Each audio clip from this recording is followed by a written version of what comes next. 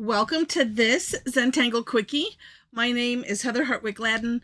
I'm a certified Zentangle teacher. And today we're going to take a look at the Tangleflake number 3 from Suzanne Davis. So I wasn't necessarily out looking for a snowflakey type tangle.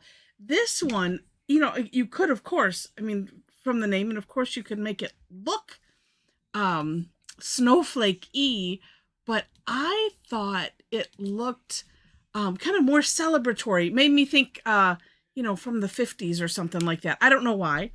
But I'm just like, oh, this is cute. So I thought, well, let's do it. So it starts off with me not seeing where I'm at. There I am. Okay. An orb, a double orb, we'll say, a nested orb. Okay, let's do it right here. And in Suzanne's step out, which link to that is in the description section, she says any shape, she writes on there. So whatever you want to do.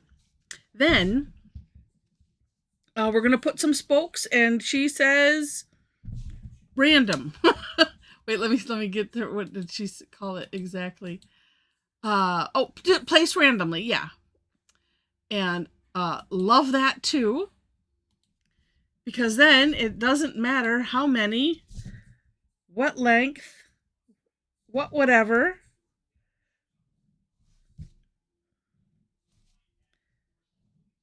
There we go. All right, let's go for an odd number, and I got a mark on here, and I'm going to go right over it. Okay. Then we're going to do some, well, it's really a C shape, but it's also kind of rounding. So like this, and okay, what I really love about this, all of the random stuff, but I guess it's more of the not having to be exact type of randomness. There's a randomness that I have yet to conquer. I continue to work on it.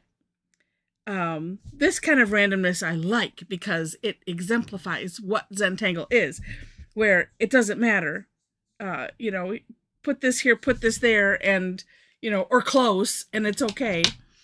And I love that. Now, on this next step, we're actually going to fill in all the way to that inner orb. And at first I thought, well, now, do we really need to have that, the outer orb? And as I was thinking about it, I'm like, it's nice to have that kind of placeholder versus, because you could just, the spokes could have come to the center orb, and then you could have done these C shapes out a little bit. But I kind of like this method. It's, I think this is about had it. This graphic one. It's still, I'll use it until it doesn't do anything. or until it gets just too frustrating to use. And then I'll grab another nice juicy one. But yeah, filling in. And then too, because I'm like, well, okay, well, where I have some bumps, I'm just going to bring it out a little bit more until it kind of blends in. And again, looking at Suzanne's step out, you'll see all of the variations, or what did she call it? I thought it was adorable. Serving suggestions, and I love it. Same thing, tangulations, variations. I like serving suggestions because it's different. But yeah, so like here, wherever you have a bump, you can, just thicken it down that spoke as much as you want, because the next step is we're going to put these orbs around the outside. And let's see, because I've actually found this on Moosterkella, but there's I'm just linking directly to Suzanne's Flickr account. But what I liked, what grabbed my attention was that they were kind of ovally, like that. Or, excuse me, squashed orb is what that would be. And of course, you could do it however you want to do it. They're just orbs. That's why we call them orbs, because however they end up is however they end up. And to say circle is too much pressure. So, and then we're going to fill those in. The other thing that attracted me to this is all of the black and white. The kind of like the silhouette idea, because I really love, and if you've not seen them or done them, there's a tangle called Damsel Leaf, and then another one called, is it just Y-A, I think. They should be in the high contrast playlist that I have set up, and you'll find that if you click on my picture or my name, that'll take you to what I call the homepage of the channel, and you should be able to see the playlists there. I have way too many of them. Someday I am going to go through and clean that up and have it a little bit better defined. I did some of them thinking, like having one thought of organization, and then changed my mind later on, and I just didn't go back and delete those. But anyway, so you see what I mean? I mean, that just, I don't know, to me, that just looks neat. But then the next step that she has us doing is to add some orbs in these crevices. And I'm just going to keep using I could put that other pen down. I'm going to keep using the graphic one because it'll work. So she has us doing some larger, and I can just go ahead and fill it in. And I'm not going to leave the shine because I think it's really neat sometimes just having this, just black and white, and that's it. And that's what I like about the damsel leaf. There are several like organic tangles like that. One that was it's called something like Burberries or Burberries or something like that.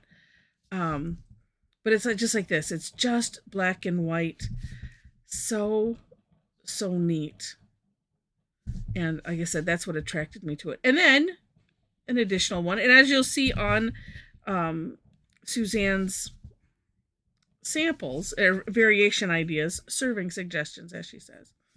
You can add as many dots, as many little orbs to this as you wish. I think I might add one more. Just getting smaller and smaller. Some of them like, well, I can make this middle one a little bit bigger so that way the smaller one isn't so small. But like I said, this just looked like a little party, and I like it. So more uses than just a snowflake. But you know what? It's a Tangleflake. So it's whatever you want to make of it. And so there. Oh my gosh. Like I said, I just thought it was so cute. And I'm just going to leave it like that. I'm not even going to touch it with any kind of shading. And you could, of course. There's always a way, but I think I'm just going to leave it because I really like it that way. But I do want to clean this one little end up here where it was a little weird. All right, so if you have enjoyed this, and I hope you have, please click on the like button. And if you liked it enough to see more, would love to have you be a subscriber to the channel. In the description section, like I said, you'll find links to the step outs. And then also below that is my link tree. So if you enjoy me, and maybe you'd like to tangle with me online, I do that on Tuesdays and Thursdays. Those are the days that I teach, and live and online. Thursdays is free. It's called Tangle Time. One other free session that I do is on Tuesdays. It's the third Tuesday of the month.